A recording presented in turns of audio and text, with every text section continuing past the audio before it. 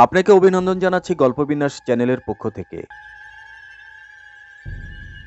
পরিবেশন করছি একটি ভৌতিক গল্প। গল্পটি লিখেছেন পথের প্যাচালি খ্যাত বিখ্যাত ঔপন্যাসিক বিভূতিভূষণ বন্দ্যোপাধ্যায়। তবে গল্পটি শুনে আপনার কেমন লাগলো তা অবশ্যই কমেন্টস করে জানিয়ে দিবেন। আর নতুন নতুন রহস্য গল্প কিংবা ভৌতিক গল্প, ছোট গল্প কিংবা উপন্যাস শুনতে এখনই সাবস্ক্রাইব করুন আমাদের চ্যানেল গল্পবিন্যাস। তাহলে বন্ধুরা শুনতে থাকুন আজকের ভৌতিক গল্প অভিশপ্ত।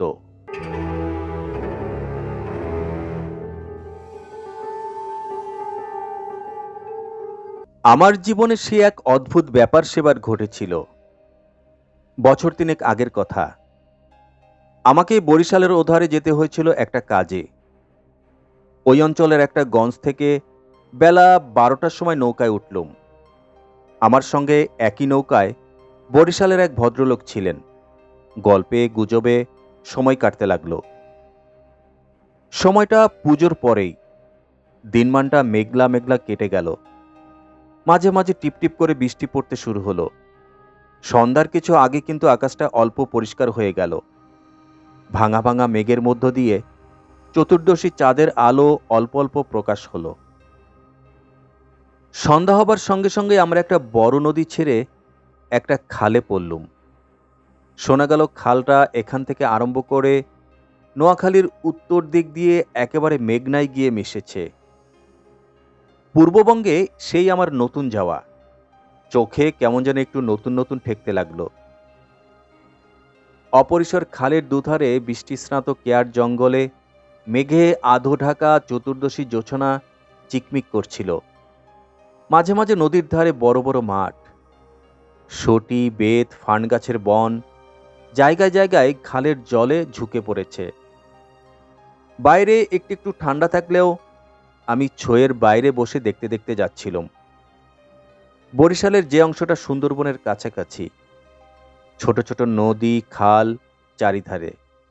সমুদ্র খুব বেশি দূরে নয়, 10-15 মাইল দক্ষিণ পশ্চিমেই হাতিয়া ও সন্দ্বীপ। আরও একটু রাত হলো। খালের দুপারের নির্জন জঙ্গল অস্ফুট জোছনায় কেমন যেন অদ্ভুত দেখাতে লাগলো। এ অংশের লোকের বসতি একেবারেই নেই, শুধু ঘন বন আর জলের ধারে বড় বড় হোগলা গাছ।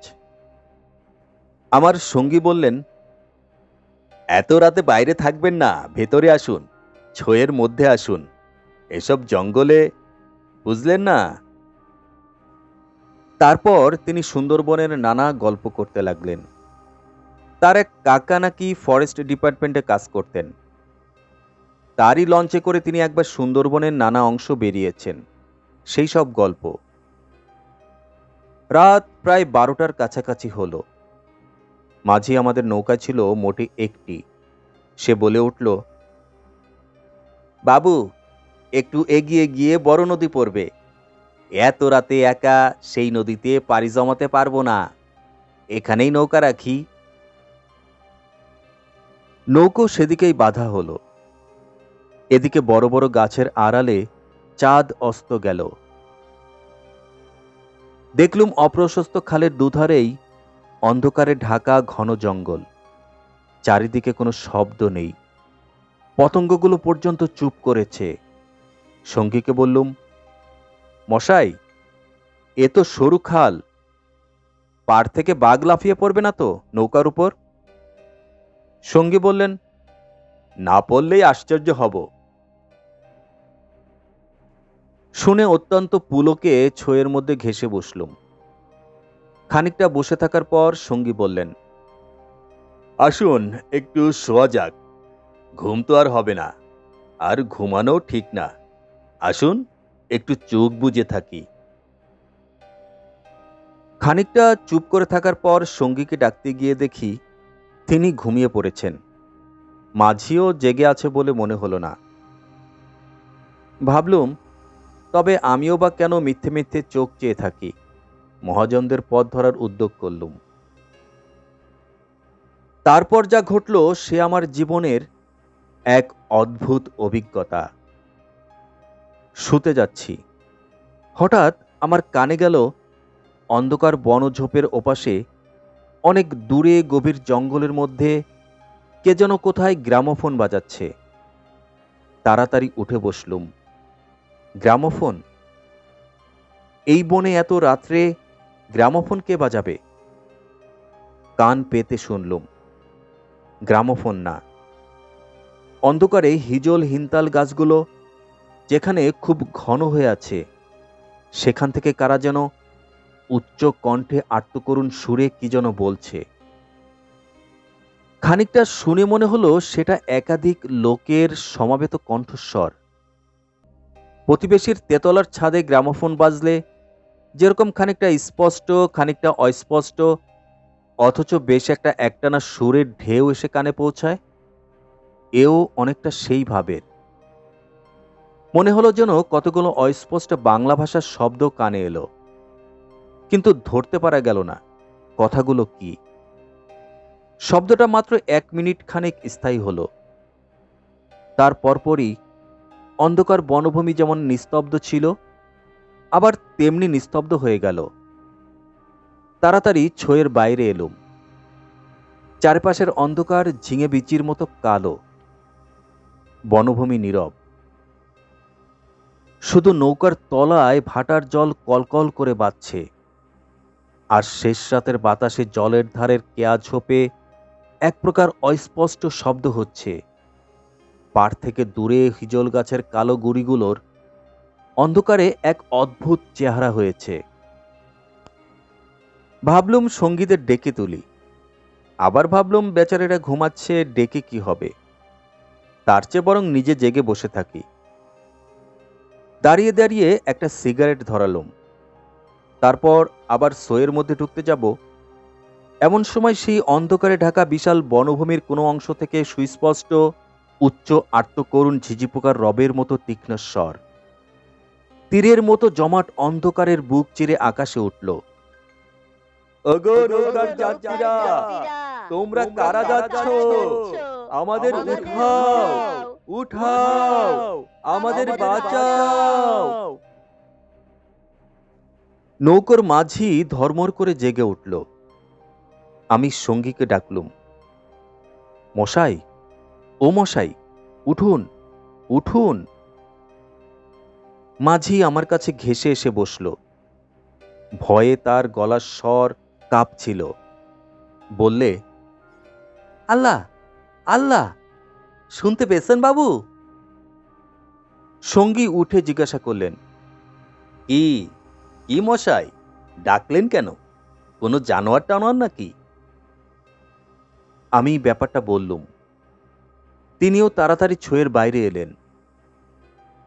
তিনজন মিলে কান খাড়া করে রইলুম। চারিদিকে আবার চুপ। ভাটার জল নৌকার তলায় বেঁধে আগের চেয়েও জোরে শব্দ হচ্ছিল। সঙ্গী মাঝিকে জিজ্ঞাসা করলেন, এটা কি তবে? মাঝি বললে, হ্যাঁ বাবু, বাই কীর্তন পাশার গড়। সঙ্গী বললে, তবে তুই এত রাত্রে এখানে নৌকা রাখলি কেন, বেকুব কোথাকার? মাঝি বললে, তিনজনে আছি বলে রেখেছিলাম বাবু, ভাটার টানে নৌকা পিছিয়ে নেবার জো ছিল না। কথাবার্তার ধরন শুনে সঙ্গীকে বললুম, কি মশাই, কি ব্যাপার, আপনি কিছু জানেন নাকি? ভয়ে যত না হোক বিস্ময়ে আমরা কেমন যেন হয়ে গিয়েছিলাম। সঙ্গী বললেন, ওরে, তোর সেই কেরোসিনের ডিব্বাটা জ্বাল, আলো জেলে বসে থাক, রাত এখনো ঢের। মাঝিকে বললুম, তুমি শব্দটা শুনতে পেয়েছিলে?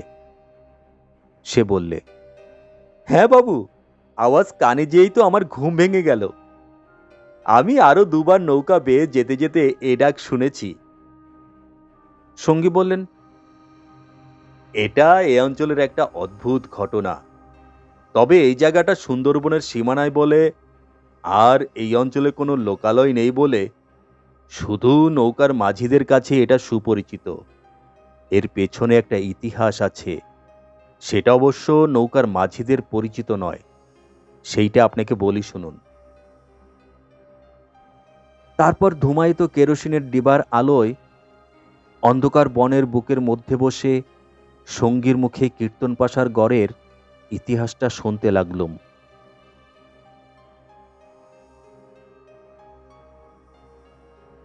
৩০০ বছর আগের কাহিনী। মমিন খাঁ গৌড়ের সুবেদার। এই অঞ্চলে তখন ১২ ভূঁইয়াদের ২ প্রতাপশালী ভূঁইয়া, রাজা রামচন্দ্র রায় ও ঈশা খাঁ। মসনদী আলীর খুব প্রতাপ, মেঘনার মোহনার বাইরের সমুদ্র, যাকে এখন সন্দ্বীপ চ্যানেল বলে।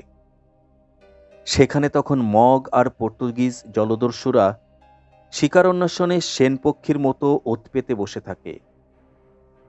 সে সময় এখানে এরকম জঙ্গল ছিল না। এ সমস্ত জায়গা তখন কীর্তি রায়ের অধিকারে ছিল।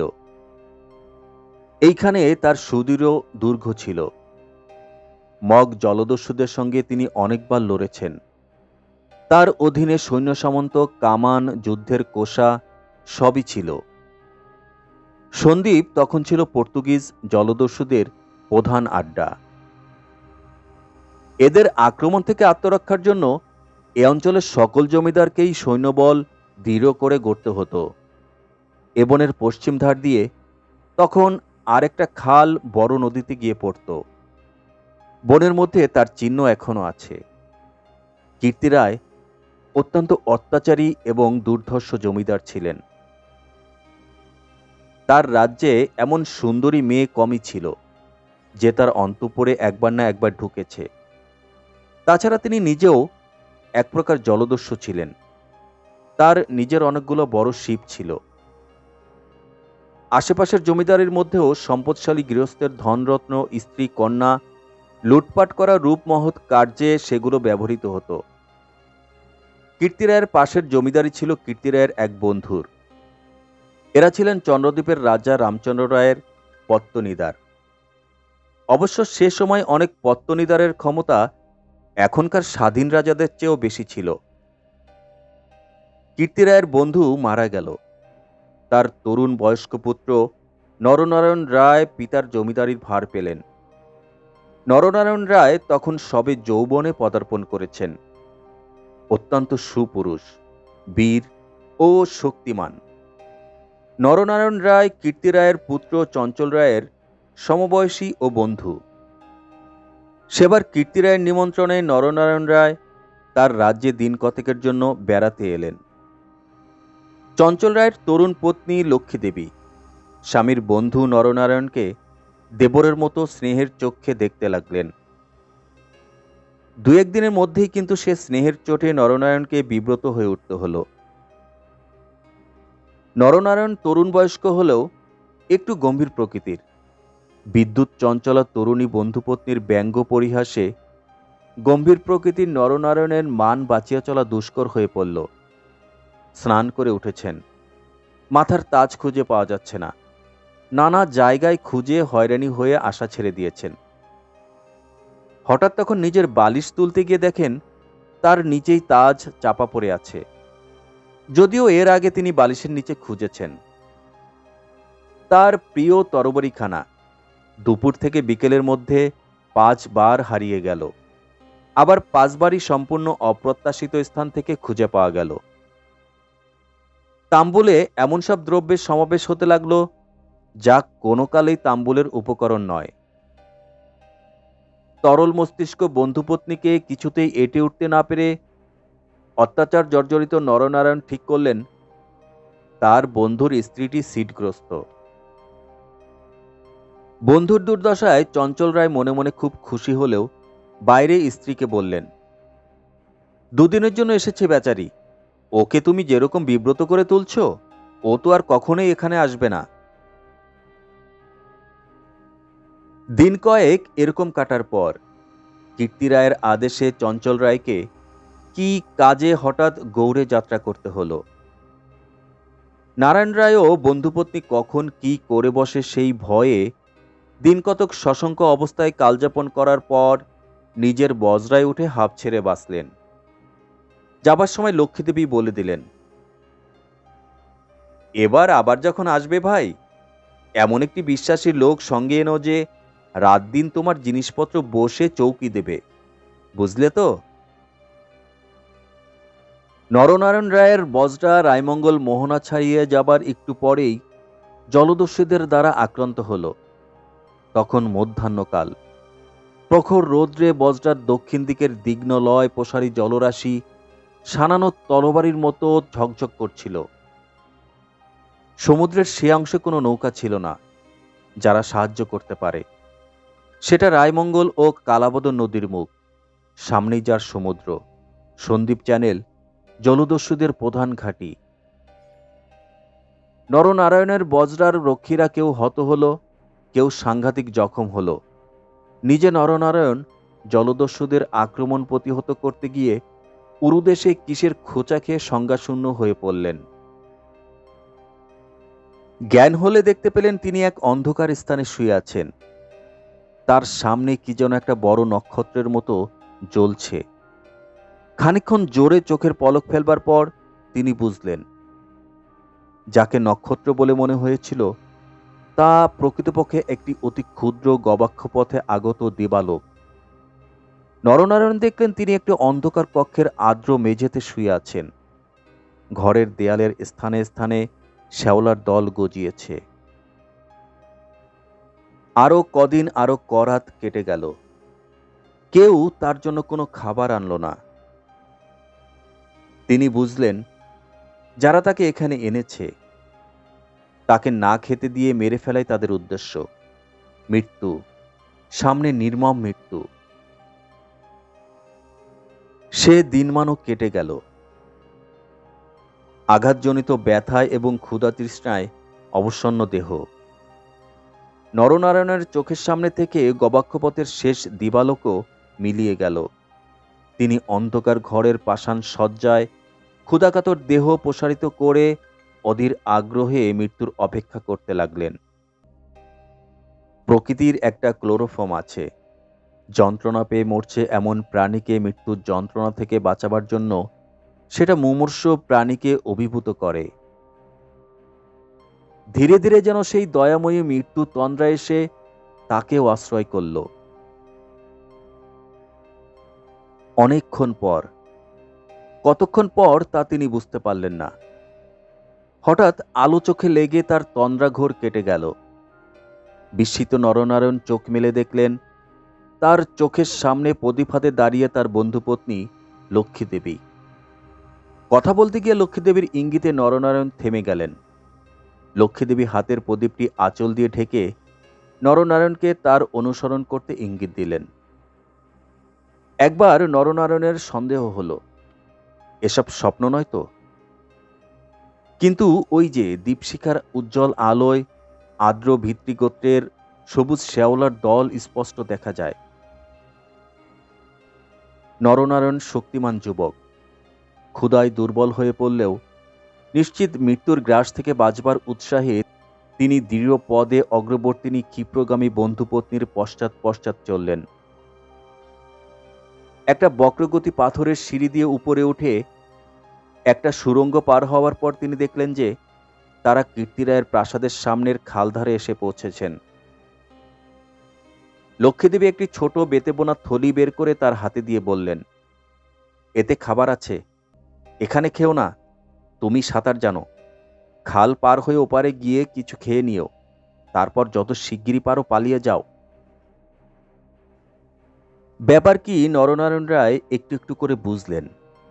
তার বিস্তৃত জমিদারি কীর্তিরায়ের জমিদারির পাশেই, এবং তার অবর্তমানে কীর্তিরায়ই দনুজমর্দনদেবের বংশধরদের ভবিষ্যৎ পত্তনিদার।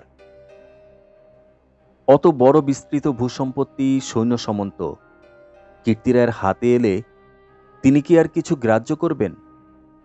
কীর্তিরায় যে মাথা নিচু করে আছেন তার এই কারণ নয় যে তার এক পাশে বাকলা চন্দ্রদ্বীপ, অন্য পাশে ভুলুয়ার প্রতাপশালী ভূঁইয়া রাজা লক্ষণমাণিক্য। প্রদীপের আলোয় নরনারায়ণ দেখলেন তার বন্ধুপত্নীর মুখে সেই চটুল হাস্যরেখার চিহ্নও নেই। তার মুখখানি সহানুভূতিতে ভরা মাতৃমুখের মতো স্নেহকোমল হয়ে এসেছে। তার চারিপাশে গাঢ় অন্ধকার। মাথার উপরে আকাশের বুক চিরে দিগন্ত বিস্তৃত উজ্জ্বল ছায়াপথ। নিকটে খালের জল জোর ভাটার টানে তীরের হোগলা গাছ দুলিয়ে কলকল শব্দে বড় নদীর দিকে ছুটছে। নরনারায়ণ আবেগপূর্ণ সুরে জিজ্ঞাসা করলেন, বউ ঠাকুরন, চঞ্চল কি এর মধ্যে আছে? লক্ষ্মীদেবী বললেন, না ভাই, তিনি কিছু জানেন না। এসব শ্বশুর ঠাকুরের ষড়যন্ত্র, এজন্যই তাকে অন্য জায়গায় পাঠিয়েছেন। এখন আমার মনে হচ্ছে গৌরটোর সব মিথ্যে। নরনারায়ণ দেখলেন লজ্জায় দুঃখে তার বন্ধুপত্নীর মুখ বিবর্ণ হয়ে উঠেছে। লক্ষ্মীদেবী আবার বললেন, আমি আজ জানতে পারি খিড়কিগড়ের পাইক সর্দার আমায় মা বলে ডাকেন। তাকি দিয়ে রাতের পাহারা সব সরিয়ে রেখে দিয়েছিলাম, তাই। নরনারায়ণ বললেন, বউ ঠাকুরন, আমার এক বোন ছোটবেলায় মারা গিয়েছিল। তুমি আমার সেই বোন, আজ আবার ফিরে এলে। লক্ষ্মীদেবীর পদ্মের মতো মুখখানি চোখের জলে ভেসে গেল। একটু ইতস্তত করে বললেন, ভাই, বলতে সাহস পাইনি, তবু একটা কথা বলছি, বোন বলে যদি রাখো। নরনারায়ণ জিজ্ঞাসা করলেন, কি কথা বউ ঠাকুরন? লক্ষ্মীদেবী বললেন, তুমি আমার কাছে বলে যাও যে ভাই, শ্বশুর ঠাকুরের কোনো অনিষ্ট চিন্তা তুমি করবে না। নরনারায়ণ রায় একটু কি যেন ভাবলেন, তারপর বললেন, তুমি আমার প্রাণ দিলে বউ ঠাকুরন, তোমার কাছে বলে যাচ্ছি, তুমি বেঁচে থাকতে আমি তোমার শ্বশুরের কোনো অনিষ্ট চিন্তা করব না। বিদায় নিতে গিয়ে নরনারায়ণ একবার জিজ্ঞাসা করলেন, বউ ঠাকুরন, তুমি ফিরে যেতে পারবে তো? লক্ষ্মীদেবী বললেন, আমি ঠিক যাব, তুমি কিন্তু যতদূর পারো সাঁতরে গিয়ে তারপর ডাঙায় উঠে চলে যেও।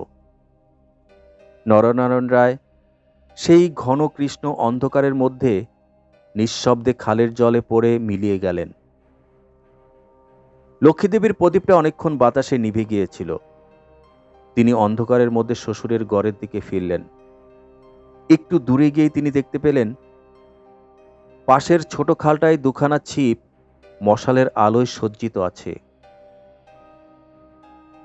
ভয়ে তার বুকের রক্ত জমে গেল। সর্বনাশ, ওরা কি তবে জানতে পেরেছে? দ্রুত পদে অগ্রসর হয়ে গুপ্ত সুড়ঙ্গের বুকে এসে তিনি দেখলেন সুড়ঙ্গের পথ খোলাই আছে। তিনি তাড়াতাড়ি সুড়ঙ্গের মধ্যে ঢুকে পড়লেন। কীর্তিরায় বুঝতেন, নিজের হাতের আঙ্গুলও যদি বিষাক্ত হয়ে ওঠত, তাকে কেটে ফেলাই সমস্ত শরীরের পক্ষে মঙ্গল। পরদিন আবার দিনের আলো ফুটে উঠল, কিন্তু লক্ষ্মীদেবীকে আর কোনোদিন কেউ দেখেনি।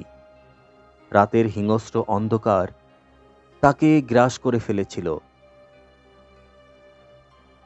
নরনারায়ণ রায় নিজের রাজধানীতে বসে সব শুনলেন।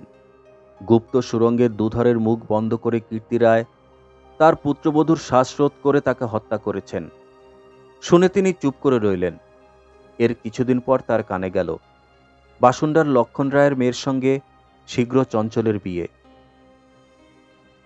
সেদিন রাত্রে চাঁদ উঠলে নিজের প্রাসাদ শিখরে বেড়াতে বেড়াতে চারিদিকে শুভ্র সুন্দর আলোয় সাগরের দিকে দৃষ্টিপাত করে দৃঢ় চিত্তে নরনারায়ণ রায়ের চোখের পাতা যেন ভিজে উঠল। তার মনে হলো তার অভাগিনী বউ ঠাকুরনীর হৃদয় নিঃসারিত নিষ্পাপ অকলঙ্ক পবিত্র স্নেহের ঢেউয়ে সারা জগৎ ভেসে যাচ্ছে। মনে হলো তারই অন্তরের শ্যামল ছায়ায় জ্যোৎস্নাধৌত বনভূমির অঙ্গে অঙ্গে শ্যামল সুন্দর শ্রী। নীরব আকাশের তলেই তারই চোখের দুষ্টু হাসিটি তারায় তারায় নবমল্লিকার মতো ফুটে উঠেছে। নরনারায়ণ রায়ের আগের পূর্বপুরুষরা ছিলেন দুর্ধর্ষ ভূম্যধিকারী দস্যু। হঠাৎ পূর্বপুরুষের সেই বর্বর রক্ত নরনারায়ণের ধমনীতে নেচে উঠল। তিনি মনে মনে বললেন, আমার অপমান আমি ভুলেই গিয়েছিলাম বউ ঠাকুরন, কিন্তু কিন্তু তোমার অপমান আমি সহ্য করতে পারবো না কখনো। কিছুদিন কেটে গেল। তারপর একদিন হঠাৎ এক শীতের ভোররাত্রির কুয়াশা কেটে যাওয়ার সঙ্গে সঙ্গে দেখা গেল কীর্তিরায়ের গড়ের খালের মুখের ছিপে স্বল্পে জাহাজে ভরে গিয়েছে। তোপের আওয়াজে কীর্তিরায়ের প্রাসাদ দুর্গের ভিত্তি ঘন ঘন কেঁপে উঠতে লাগল। কীর্তিরায় শুনলেন আক্রমণকারী নরনারায়ণ রায়, সঙ্গে দুরন্ত পর্তুগিজ জলদস্যু সিবাস্টিও গঞ্জালেস। উভয়ের সম্মিলিত বহরের 40খানা কোষা খালের মুখে চড়াও হয়েছে। পুরো বহরের বাকি অংশ বাহির নদীতে দাঁড়িয়ে। এ আক্রমণের জন্য কীর্তিরায় পূর্ব থেকে প্রস্তুত ছিলেন। কেবল প্রস্তুত ছিলেন না নরনারায়ণের সঙ্গে গঞ্জালেসের যোগদানের জন্য। রাজা রামচন্দ্র রায় এবং রাজা লক্ষণ মানিকের সঙ্গে গঞ্জালেসের কয়েক বছর ধরে শত্রুতা চলে আসছিল। এ অবস্থায় গঞ্জালেস যে তাদের পত্তনিদার নরনারায়ণের সঙ্গে যোগ দেবে, এ কীর্তিরায়ের কাছে সম্পূর্ণ অপ্রত্যাশিত ছিল। তাহলেও কীর্তিরায়ের গড় থেকেও তোপ চলল। গঞ্জালেস সুদক্ষ নৌবীর। তার পরিচালনায় 10খানা সলুপ চড়া ঘুরে গড়ের পাশের ছোট খালে ঢুকে গিয়ে কীর্তিরায়ের নওয়ার এক অংশ দ্বারা বাধাগ্রস্ত হল। গড়ের কামান সেদিকে এত প্রখর ছিল যে খালের মুখে দাঁড়িয়ে থাকলে বহর মারা পড়ে। গঞ্জালেস 2খানা কামানবাহী সলুপ ছোট খালের মুখে রেখে বাকিগুলো সেখান থেকে ঘুরিয়ে এনে চড়ার পেছনে দাঁড় করালো। গঞ্জালেসের অধীনস্থ অন্যতম জলদস্যু মাইকেল রোজারিও ডি ভেগা এই ছোট বহর খালের মধ্যে ঢুকিয়ে গড়ের পশ্চিম দিকে আক্রমণ করার জন্য আদিষ্ট হল। অতর্কিত আক্রমণে কীর্তিরায়ের নওয়ারা শত্রুবহর কর্তৃক সিপিসাটা বোতলের মতো খালের মধ্যে আটকে গেল। আবার নদীতে গিয়ে যুদ্ধ দেবার ক্ষমতা তাদের আদৌ ছিল না। তবুও তাদের বিক্রমে রোজারিও অনেকক্ষণ পর্যন্ত কিছু করে উঠতে পারছিল না। কীর্তিরায়ের নৌবহর দুর্বল ছিল না। কীর্তিরায়ের গড় থেকে পর্তুগিজ জলদস্যুদের আড্ডা সন্দ্বীপ খুব দূরে নয়। কাজেই কীর্তিরায়ের নৌবহর সুদৃঢ় করে গড়তে হয়েছিল। বৈকালের দিকে রোজারিওর কামানের মুখে গড়ের পশ্চিম দিকটা একেবারে হুমড়ি খেয়ে পড়ে গেল। নরনারায়ণ রায় দেখলেন প্রায় 30খানা কোষা জখম অবস্থায় খালের মুখে পড়ে। কীর্তিরায়ের গড়ের কামানগুলো সব চুপ। নদীর দুপারে ঘিরে সন্ধ্যা নেমে এসেছে। উচ্চে নিস্তব্ধ নীল আকাশে কেবলমাত্র এক ঝাঁক শকুনি কীর্তিরায়ের গড়ের উপর চক্রাকারে ঘুরছে। হঠাৎ বিজয়োন্মত্ত নরনারায়ণ রায়ের চোখের সম্মুখে বন্ধুপত্নীর বিদায়ের রাতের সন্ধ্যার পদ্মের মতো বিষাদভরা ম্লান মুখখানি, কাতর মিনতিপূর্ণ সেই চোখ দুটি মনে পড়ল। তীব্র অনুশোচনায় তার মন তখনই ভরে উঠল। তিনি করছেন কি? এরকম করেই কি তিনি তার স্নেহময়ী প্রাণদাত্রীর শেষ অনুরোধ রাখতে এসেছেন? নরনারায়ণ রায় হুকুম জারি করলেন, কীর্তিরায়ের পরিবারের একটি প্রাণীও যেন প্রাণহানি না হয়। একটু পরেই সংবাদ এলো, গড়ের মধ্যে কেউ নেই। নরনারায়ণ রায় বিস্মিত হলেন। তিনি তখনই নিজে গড়ের মধ্যে ঢুকলেন। তিনি এবং গঞ্জালেস গড়ের সমস্ত অংশ তন্ন তন্ন করে খুঁজলেন। দেখলেন সত্যি কেউ নেই। পর্তুগিজ বহরের লোকেরা গড়ের মধ্যে লুটপাট করতে গিয়ে দেখল মূল্যবান দ্রব্যাদির বড় কিছু নেই। পরদিন দ্বিপ্রহর পর্যন্ত লুটপাট চলল। কীর্তিরায়ের পরিবারের একটা প্রাণীরও সন্ধান পাওয়া গেল না। অপরাহ্নে কেবলমাত্র 2খানা সলুপ খালের মুখে পাহারা রেখে নরনারায়ণ রায় ফিরে চলে এলেন। এই ঘটনার দিন কতক পরে পর্তুগিজ জলদস্যুদের দল লুটপাট করে চলে গেল। কীর্তিরায়ের এক কর্মচারী গড়ের মধ্যে প্রবেশ করে। আক্রমণের দিন সকালেই এই লোকটি গড় থেকে আরও কয়েকজনের সঙ্গে পালিয়েছে। ঘুরতে ঘুরতে একটা বড় খামের আড়ালে সে দেখতে পেল একজন মুমূর্ষু লোক তাকে ডেকে কি যেন বলার চেষ্টা করছে। কাছে গিয়ে সে লোকটিকে চিনল। লোকটি কীর্তিরায়ের পরিবারের এক বিশ্বস্ত পুরনো কর্মচারী। তার মৃত্যুকালীন অস্পষ্ট বাক্যে আগন্তুক কর্মচারীটি মোটামুটি যা বুঝল, তাতেই তার কপাল ঘেমে উঠল। সে বুঝল কীর্তিরায় তার পরিবারবর্গ ও ধনরত্ন নিয়ে মাটির নিচে এক গুপ্তস্থানে আশ্রয় নিয়েছেন এবং এই লোকটি একমাত্র তার সন্ধান জানে। তখনকার আমলে এই গুপ্ত গৃহগুলো প্রায় সকল বাড়িতেই থাকত এবং এর ব্যবস্থা এমন ছিল যে বাইরে থেকে কেউ এগুলো খুলে না দিলে বেরোবার উপায় ছিল না। কোথায় সে মাটির নিচে ঘর তা স্পষ্ট করে বলার আগেই লোকটি মারা গেল। বহু অনুসন্ধানেও গড়ের কোন অংশে যে গুপ্তস্থান ছিল তা কেউ সন্ধান করতে পারল না। এই রকমই কীর্তি রায় আর তার পরিবারবর্গ অনাহারে তিলে তিলে শ্বাসরুদ্ধ হয়ে গড়ের যে কোনো নিভৃত ভূগর্ভস্থ কক্ষে মৃত্যুমুখে পতিত হলেন। তার আর কোনো সন্ধানই হল না। সেই বিরাট প্রাসাদ দুর্গের পর্বতপ্রমাণ মাটি পাথরের চাপে হতভাগ্যদের সাদা হাড়গুলো যে কোনো বায়ুশূন্য অন্ধকার ভূকক্ষে তিলে তিলে গুঁড়ো হচ্ছে, কেউ তার খবর পর্যন্ত জানে না। ওই ছোট খালটা প্রকৃতপক্ষে সন্দ্বীপ চ্যানেলেরই একটা খাড়ি। খাড়ির ধার থেকে একটুখানি গেলে গভীর অরণ্যের ভেতর কীর্তিরায়ের গড়ের বিশাল ধ্বংসস্তূপ এখনো বর্তমান আছে দেখা যাবে। খাল থেকে একটু দূরে অরণ্যের মধ্যে 2 সারি প্রাচীন বকুল গাছ দেখা যায়। এখন এই বকুল গাছের সারির মধ্যে দুর্ভেদ্য জঙ্গল আর শুলোকাটা বন। তখন এখানে রাজপথ ছিল। আর খানিকটা গেলে একটা বড় দিঘি চোখে পড়বে। তারই দক্ষিণে কুচো ইটের জঙ্গলাবৃত্ত স্তূপে অর্ধপতিত হাঙরমুখো পাথরের কড়ি, ভাঙা থামের অংশ, বারোভিয়াদের বাংলা থেকে, রাজা প্রতাপাদিত্য রায়ের বাংলা থেকে বর্তমান যুগের আলো উঁকি মারছে।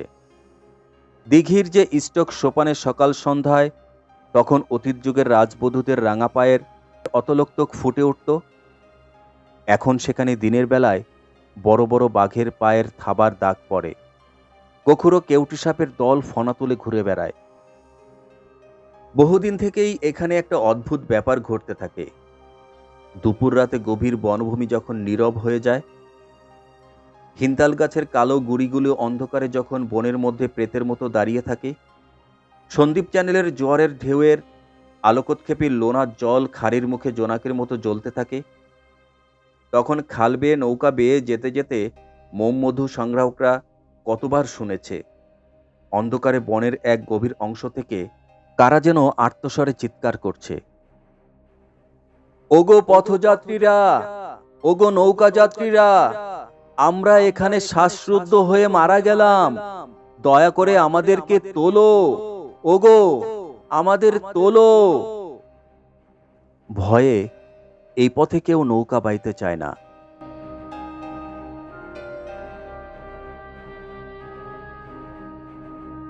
আপনাকে অসংখ্য ধন্যবাদ এতক্ষণ সাথে থেকে গল্পটি উপভোগ করার জন্য। গল্পটি কেমন লাগলো তা অবশ্যই কমেন্টস করে জানাবেন। গল্পটি যদি ভালো লেগে থাকে তাহলে একটি লাইক দিয়ে গল্পটি শেয়ার করে দিবেন অন্যান্য সকলের জন্য।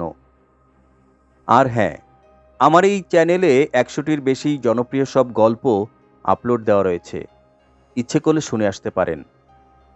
আপনি কী ধরনের গল্প শুনতে চান, কেমন গল্প শুনতে চান, গল্প পাঠ আপনার কেমন লাগে, কেমন করলে আপনার আরও ভালো লাগবে, এর যে কোনো মতামত আমি আপনার কাছ থেকে আশা করছি আপনি আপনার মতামত অবশ্যই জানাবেন। আর অবশ্যই আমার চ্যানেলটি যদি এখনও সাবস্ক্রাইব করে না থাকেন তাহলে অবশ্যই সাবস্ক্রাইব করে বেল বাটনটি অন করে দিতে ভুলবেন না। তাহলে বন্ধুরা আর কথা নয়, কথা হবে নতুন কোনো গল্পে। সে পর্যন্ত আপনারা ভালো থাকুন, সুস্থ থাকুন, দেশকে ভালোবাসুন, দেশের জন্য কাজ করুন, সেই কামনায় আল্লাহ হাফেজ।